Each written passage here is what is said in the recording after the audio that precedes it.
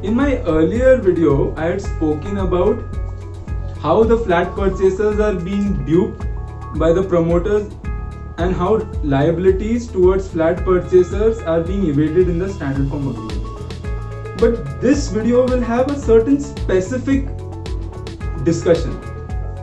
The discussion is upon a certain regulation number 33(9) in the DCPR 2034. Now this DCPR 2034 is the latest development control regulation for Mumbai. Now this development control regulation, not only developments are regulated but also promoted. So the intention of this development control regulation is that developments throughout Mumbai would be consistent. Because of the scarcity of housing and the large population density in the city of Mumbai, the development control regulation for 2034 encourages mass housing schemes. And this mass housing scheme is regulated through one of this mass housing scheme is regulated through regulation 33(9), which talks about cluster development schemes of buildings, and which is in your regulation 33(9). Now to reach the topic of these cluster development schemes, I have to briefly introduce to you the floor space index, which comes in regulation 31. Now in regulation 31 there is also tabulation table 12. Now this table 12 has 7 numbered columns. The first column is pertaining to area. Now area, there are 2 areas which this table 12 describes is the city of Mumbai, the island city of Mumbai, and suburbs and extended suburbs of Mumbai. Column 2 is the zone which today I am going to touch upon only residential zones, and column 7, when we come to column 7 we reach permissible FSI. Now the meaning of this permissible FSI is the addition of column 4, 5 and 6. Now in column 4 you have the basic zonal FSI that is available for you to use. The zonal FSI is the basic FSI available on your area. The additional FSI is the additional FSI comes in column number 5. The additional FSI is the FSI which you could avail by payment of a certain premium. Then column 6 has admissible TDR, which is the maximum admissible TDR on your area.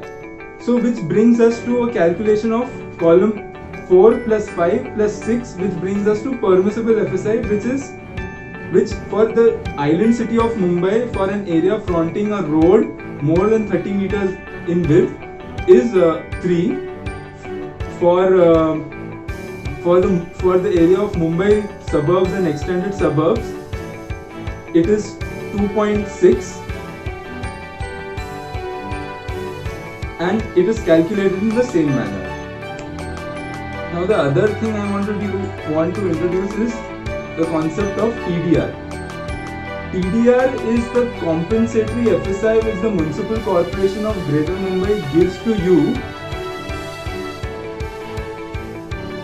through a development rights certificate, DRC, which is endorsed in the DRC as a measurement in square meters, which is the built up area.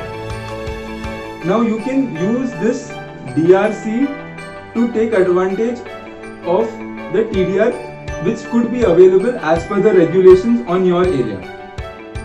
If there is a large property, then it is obvious for there to be developed, to be some roads on that large property.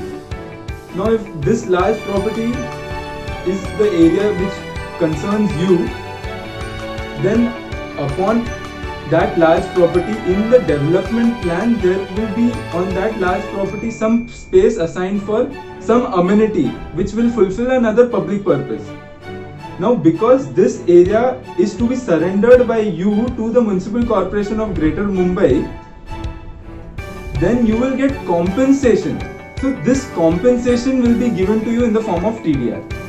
Concludingly, I shall assert about the main topic of discussion, which is cluster development scheme.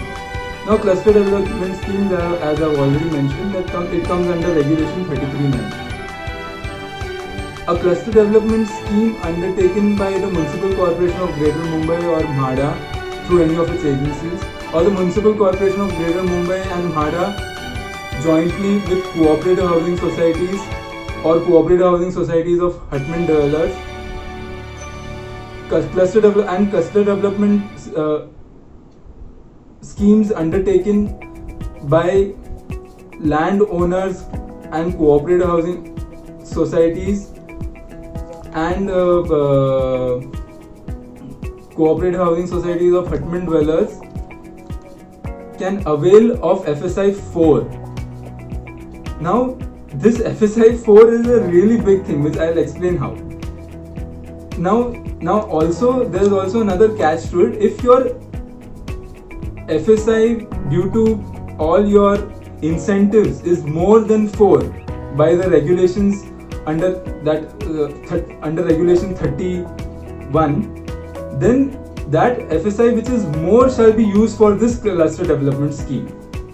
Let me brush through the benefits of a cluster development scheme. I cannot take the whole of cluster development scheme in this video because it is a very extensive topic, because it concerns the occupiers, tenements, their ownership, many things which need to be discussed very well. So in this short video I can't take the whole of it, but I may touch upon it and tell to you how it is beneficial to you. Now a cluster development scheme may be, firstly, in a cluster development scheme, occupiers and tenement holders can rehabilitate themselves to be owners of that tenement. A cluster development scheme can be of about 1 hectare to 2 hectares, and this could go till more than 10 hectares and any number of hectares. So upon the size of your cluster development scheme, you can avail of benefits. For example, for a cluster development scheme from 1 hectare up to 2 hectares, you can avail a benefit of 15% more of your currently available carpet area which you are living in. In your old building, in a cluster development scheme, you shall, after being rehabilitated, firstly get the carpet area you are living in today. Also, if the size of your cluster development scheme increases up to 10 hectares or more, then the availment of your increased additional carpet area shall range from 15% to 30%. But provided that in any cluster development scheme, if your tenement today in the old building is 100 square meter, which is approximately 1000 square feet, then the calculation of your benefit additional area in that cluster development scheme shall be limited only to or restricted only to 1000 square meter, 1000 square feet or 100 square meter. So with this, I shall tell you that to implement a cluster development scheme is important, firstly to fulfill a public purpose of mass housing because of the scarcity of housing available. But this cluster development scheme should be enjoyed by you, availed by you today. But today we do not even reach conveyance. So I may end by stating one line, that today if your FSI is with the builder developer, your land is with the builder developer, then you cannot take benefits of the schemes which are being floated by the government, which are to your benefit. So what I would suggest to you is, today, from this moment onwards, concentrate on your Kanyans and the FSI of your plot. And hence I end this video.